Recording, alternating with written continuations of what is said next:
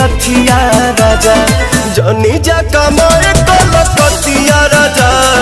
मारली सवतिया मतिया राजा जनी जा कमाए कलकतिया राजा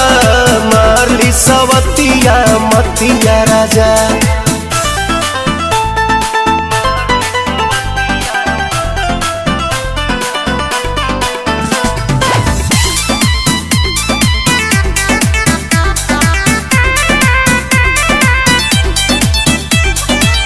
छोड़ी के मेहर हो जाई बहे हर हमारा से बेसी न करी उके यार तने ना ए राजा